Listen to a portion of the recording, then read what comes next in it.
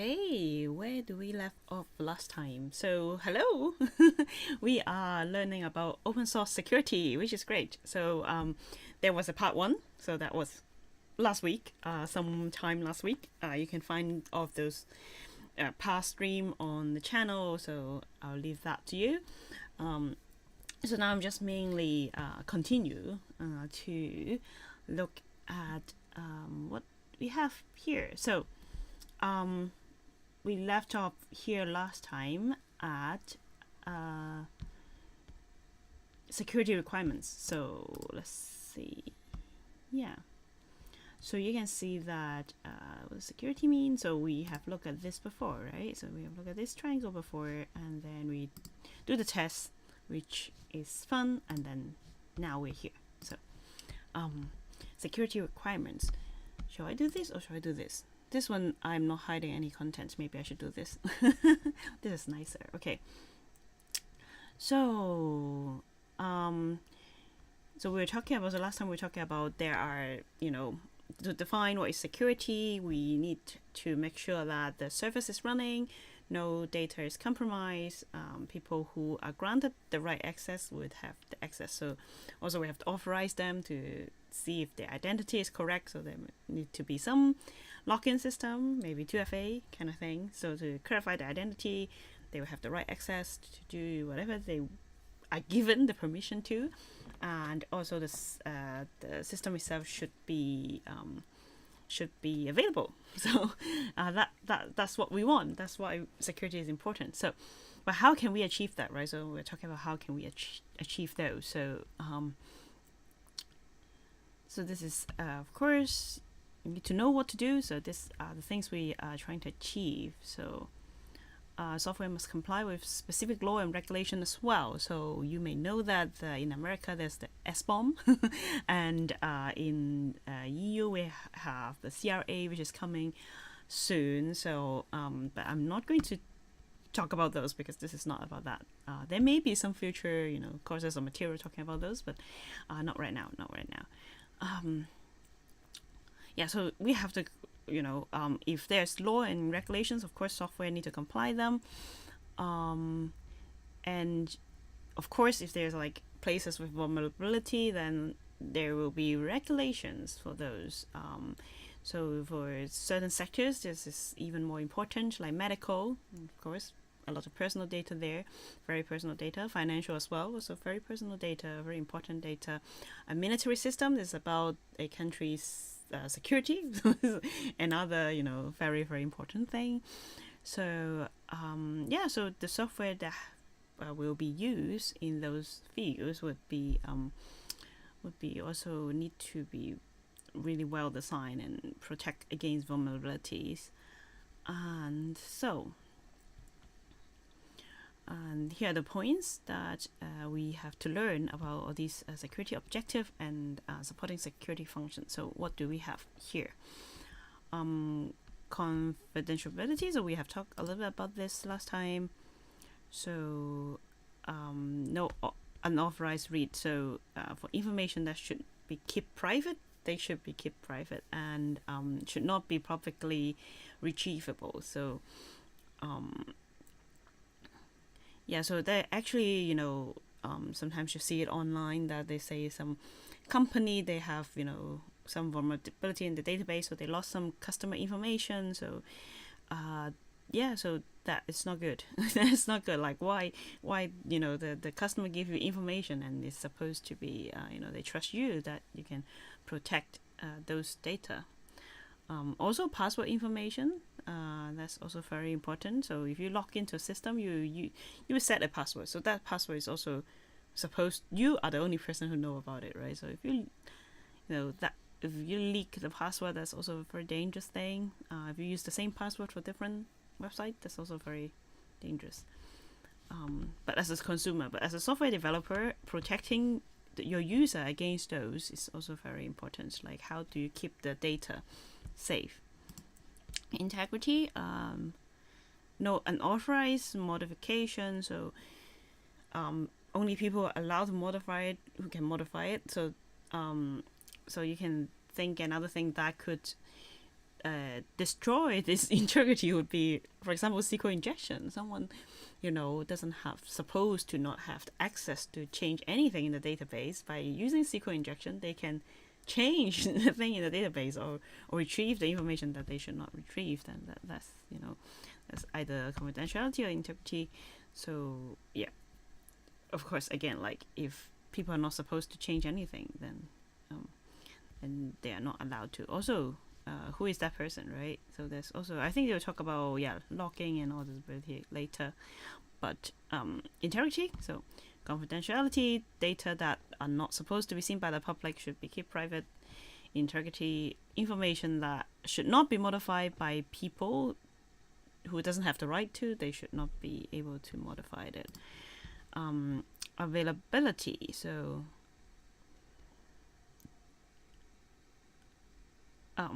again, like for example, DDoS attack, they want to bring down the service. Can your service be resilient and can withstand that and have your system up all the time? Maybe if you set something right, you could either protect yourself against a DDoS attack or have the capacity to handle it. It's kind of like two ways to deal with it, right? You should stop this attack from coming in. There may be something that would protect you against it. But at the same time, if there's like high demand, then you should be able to handle a reasonable demand for the service, right? So that's also something that need to also you should be able to recover as soon as you can. So they're like, for example, do you have backup? So if like, for example, if your system crash, would that be, that's it? Like, would that be the end of your system? Or you can have a backup or something to bring it back up to recover from that, right? So that would also be whether you can make things available. So that's why backup is important as well. So prove someone did something. So this is logging things. Anybody taking any action in the system should be record. So if someone, if someone did something that is not supposed to be, can you point out that who that is, right? So it's not a free for all playground that everybody can come in and do whatever they want. No, even people who have permission to come in and do some action, you have to also monitor those action as well. Identity authentication, again, this is something, if you log a user in, how sure are you that they are the user and not someone who pretend to be them, right? Or maybe someone's password has been compromised, or so that would also affect all of these things, right? Like the person who should not come in, they come in. The person who should not change something, they can come in and change something. So so this is very important. Now, I think a lot of systems, they would use 2FA, GitHub forced everybody to use 2FA. I think in Python, PyPI as well, we also ask everybody to use 2FA. So now it's like almost like a golden standard that everybody needs to have 2FA. Some 2FA is safer than the others. Like, for example, the YubiKey, is a physical key, or some kind of authentication app that's like more secure than maybe some sending a message via SMS or email, because if someone's phone number got like compromised, like SIM swap or something, and like, or someone's email got compromised at the same time, then that would 2FA doesn't protect them. So so some 2FA is safer than the other, but that's again like out of scope here right now. Authorization, who is allowed to do what? So this is closely related to confidentiality and integrity, but so who has the right to give someone's right? Or for example, if you give everybody rights to change anything or see anything, then maybe there's some problem with authorization, right? Only give people permission to what they need, not like give it to everybody, right? Sometimes, when we do community work, sometimes out of convenience, we just like anybody who come in to help, they have right to everything. But if we, for example, work in an organization that have sensitive data, then we have to think twice about this approach, right? It's like we have to make sure the person who who want to get the access right, they have a good reason to do that, and we trust that person, then we can give them rights, but not everybody. Auditing and logging, again, everything needs to be recorded. Someone do something, or what happened, sometimes the system, what happened to the system, maybe, for example, there's a DDoS attack that is coming, you can see suddenly there's a lot of requests or something, and are all this information logged? Are they, do you have observability over that? Can you see the demand and things, like anything happen to the system? They all need to be logged and be able to audit afterwards as well. So this is how to design a good system to be more secure and more resilient against this vulnerability. So these are all the main topic that we talk about. So then security requirement 2. So this part talks about I feel like I've seen the last page before. Maybe I messed up. Doesn't matter. It's kind of like a recap. Okay, so security requirements, common criteria, information technology. So there's like more information where you can find more information about how to protect your system. So we focus on attackers, not hackers.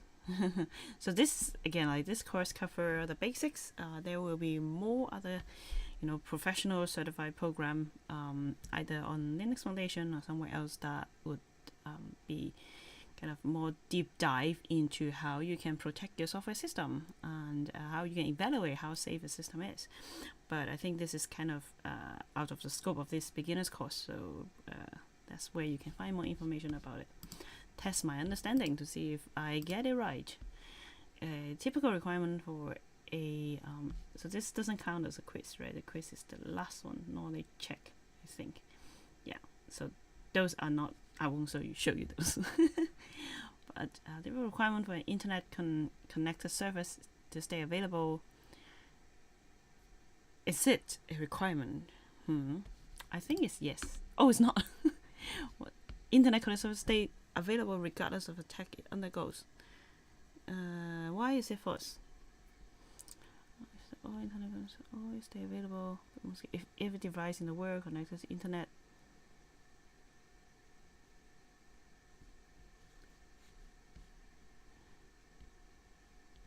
We should not make it easy for attacker to take down system.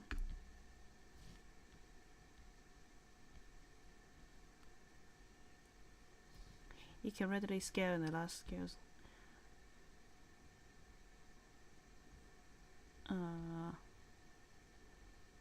Yeah, CDNs to kind of load balancing, right?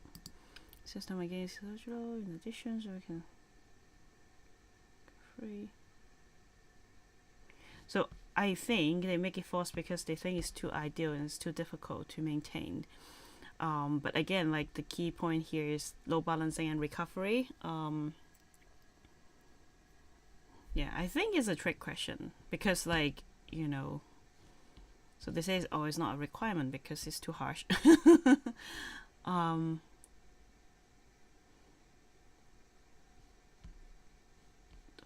fail resources. Yeah, I thought the load balancing is a default, but it's not.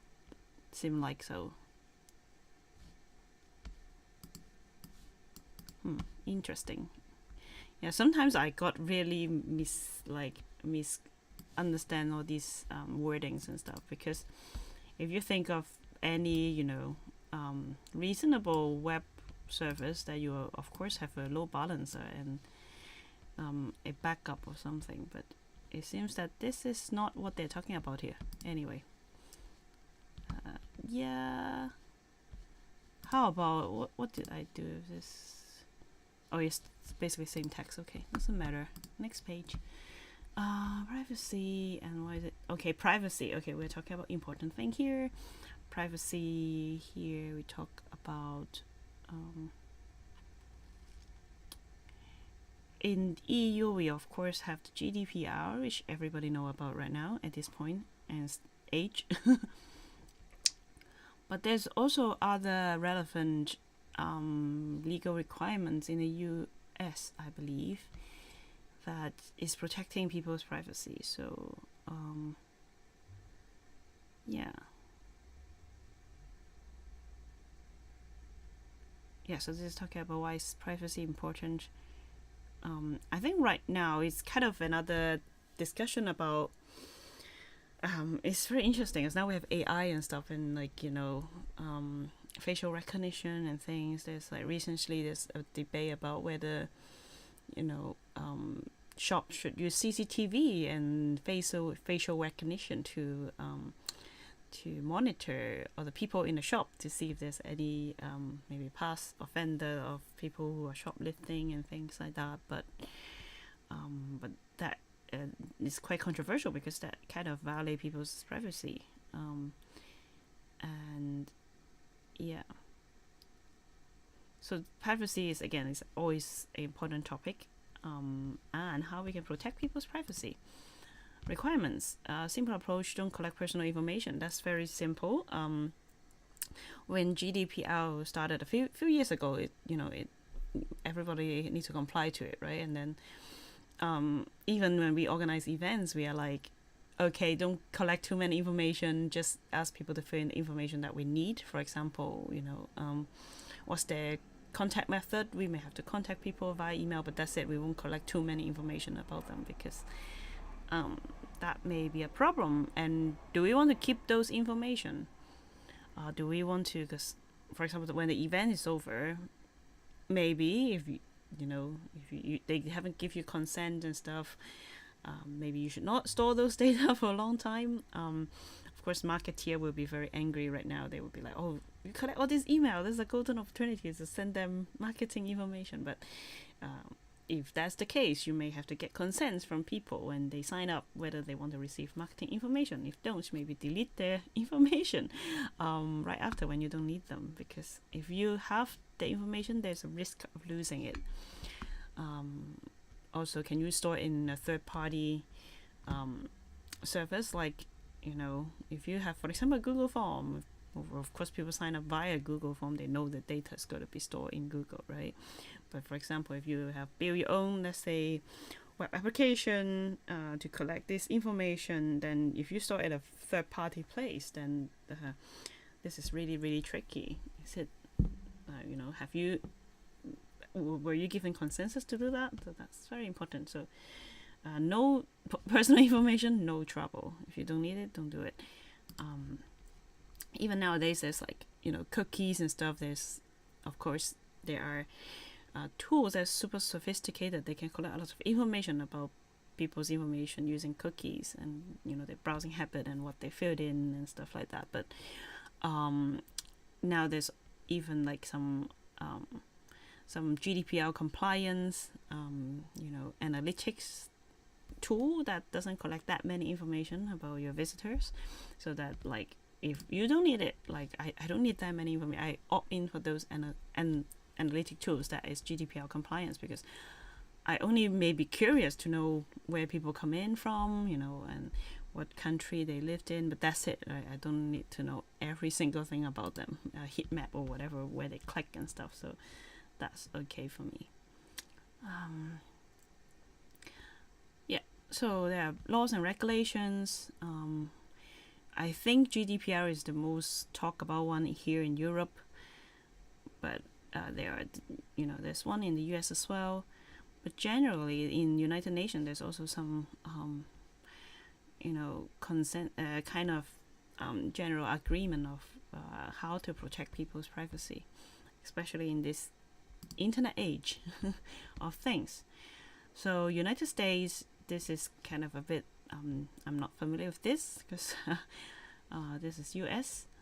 So we have this Family Educational Rights and Privacy Act. So fair. But this is 1974. This is already like a very old kind of law that protect people's privacy. But probably internet is not taken into account during the time.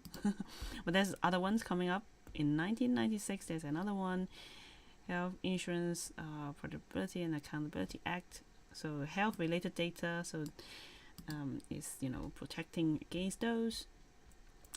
So I think now it's starting to so internet become a thing. So like Children's Online Privacy Protection Act. So yeah, that was about data related to children. So they are very, children are a vulnerable group of people in the society. That's why this is for protecting them. And the newest 2003, there is the Fair and Accurate Credit Transaction Act. There are actually a lot of privacy law there in the US to protect people. Some states have additional laws. For example, California have their own Online Privacy Protection Act. Yeah, so if you see a lot of websites now have like these collect personal information, is compliance with the law and something blah blah blah. So there's like you can read all those. There's also an update 2018 Consumer Privacy Act as well. Yeah, but again, like since it's on the internet and we have GDPR, so I guess if you are a global website, you have to comply with GDPR anyway, because you can't say that, oh, European can't use my website, right? It doesn't make sense. So it almost forces everybody to comply with GDPR, because it protects personal data within the EU and also EU citizens as well. So basically the hit target is very huge, so everybody needs to comply with GDPR because of that.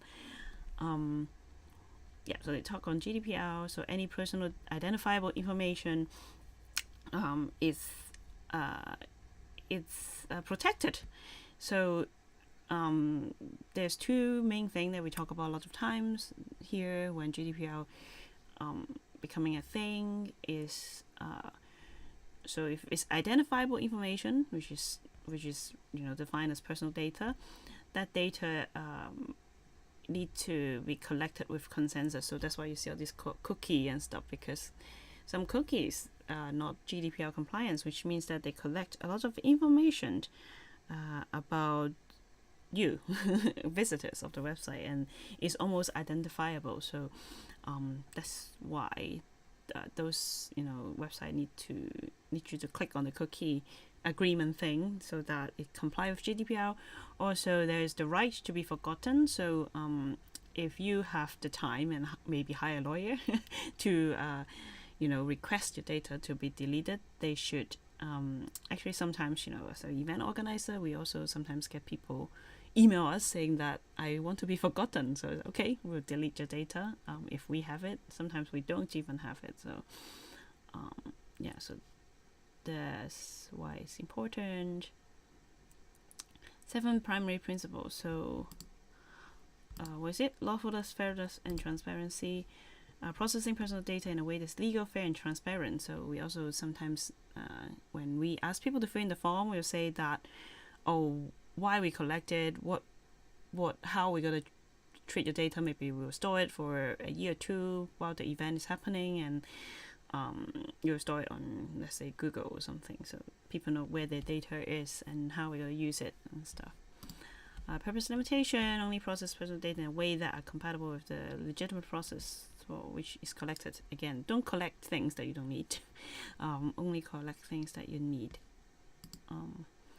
Minimization, again, like data minimization. Don't have too many data that you need.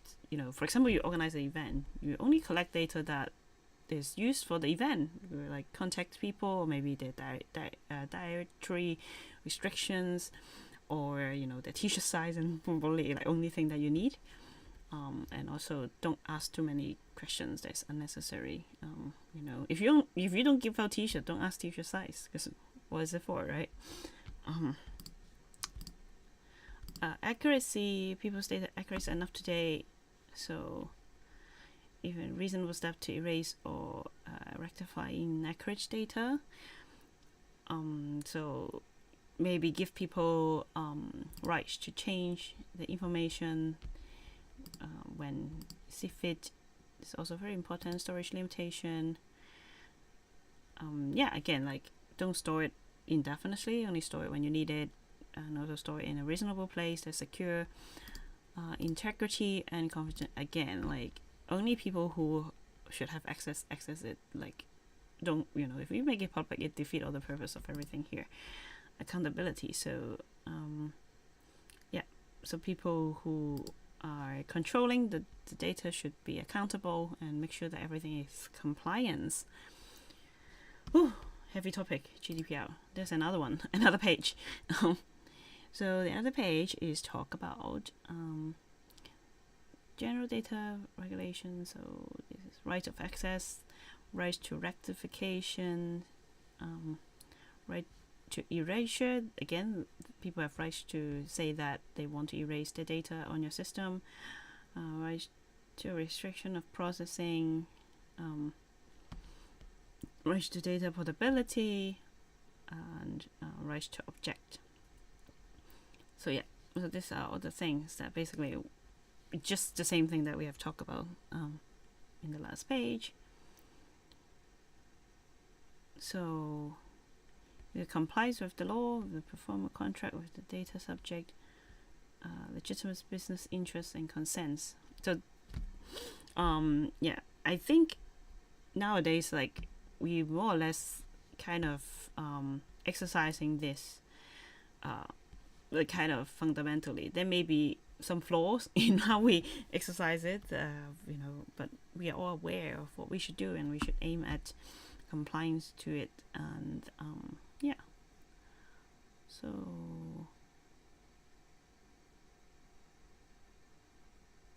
so you can read the text, GDPR text, if you want.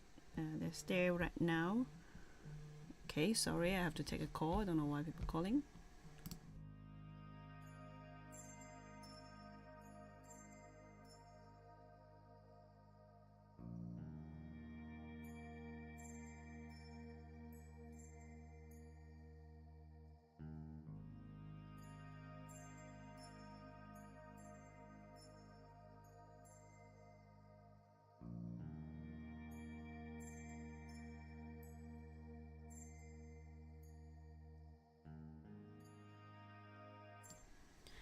Okay, sorry about that. Taking a quick break and come back.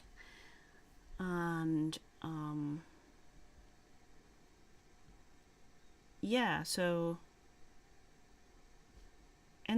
so this is quite important. Under GDPR, profiling is any form of automatic process that involve using personal data to evaluate aspect of that person.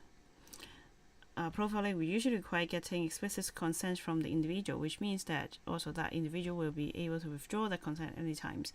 Therefore, profiling activity will typically require greater degree of review and protections for applicable personal data.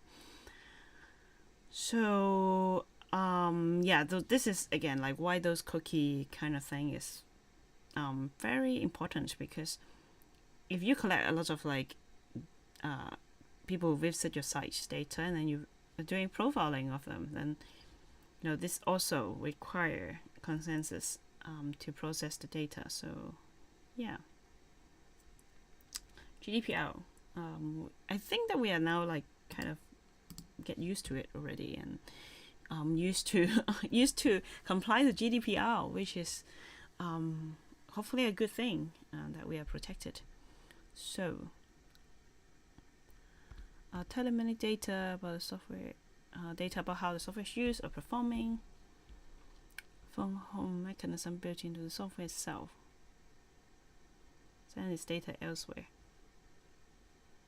So this is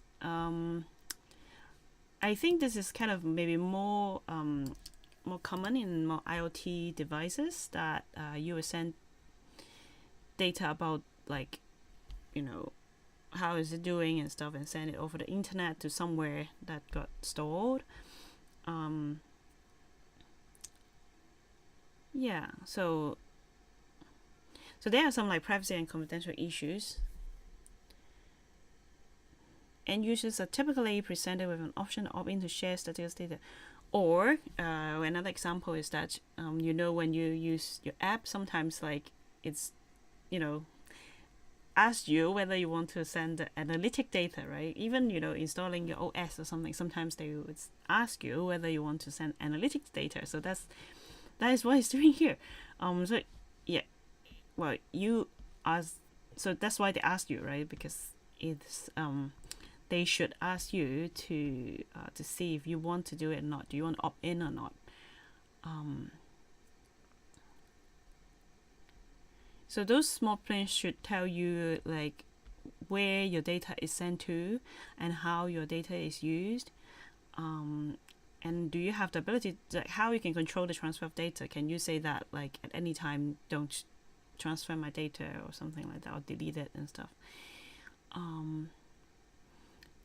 So there's another I think this is a web page that if you're interested, you can see this about this very controversial topic. But so for the legitimate software that you're using, they would probably ask you and tell you and be a little bit more transparent. But sometimes people buy some electronics from some countries and they may not have these laws, and your vacuum cleaner is sending something on the internet. That's very scary. I've heard that kind of story that people was like, why is my vacuum cleaner sending things online? And ooh, scary stuff, right? Okay, test your understanding. I'll probably get it wrong again. I've not been doing well in all these tests, but I'm not going to show you the knowledge check. Probably I will fail miserably. A privacy related statement is true. That's not true because there is privacy law in the US, of course. GDPR is irrelevant. That's not true because EU citizen may be in your data. Another GDPR, some persons is considered more sensitive and there are greater restrictions. I think it may be. Under GDPR, one's consent is given, it cannot be withdrawn. No, that's not true. Under GDPR, a pre-check, I agree, checkbox is enough. No, it should be opt-in, not like opt-out. Under GDPR, data subject can, under certain circumstances, demand to have their personal data erased. That's true. Let's hope. Yes, I get it right. Finally, redeem myself. Yeah, GDPR, I'm very familiar with it, so that's very easy for me. So, okay, so this kind of like, get there. Wow, there's another part of the whole chapter thing. So do we want to continue, or do we want part 3? Maybe we want part 3 of this. So if you want me to see me read the next part of chapter 3, I can also do that next week. So it's kind of become a weekly thing that you come and see me read through the course. But if you're impatient, please go and do the course yourself. I would probably only go through this chapter, and the rest it will be on your own. You see how many of them there's left. It's a very big course, but you can do it at your own pace. You can do the quiz yourself. You'll probably do better than me, so I highly encourage you to go and do this course yourself. So we have only this session left, and then again I won't show you the quiz at the end because no cheating. I'm not showing you the answer. But please do this course. You just need to create an account. It's absolutely free, and it will save your progress, so you can come back anytime. Maybe you have time at the lunchtime, you can do this course. If you want to get certified, you can do it at there are other ways you can do it that you can get certified, but that won't be free. But it's up to you. All the materials are free, just that whether you want to get certified or not. So highly recommended. Please go and do it. It will make me very, very happy. And that's it for me today, and I would see you next week for part 3, probably the last part this time for real. Okay, bye.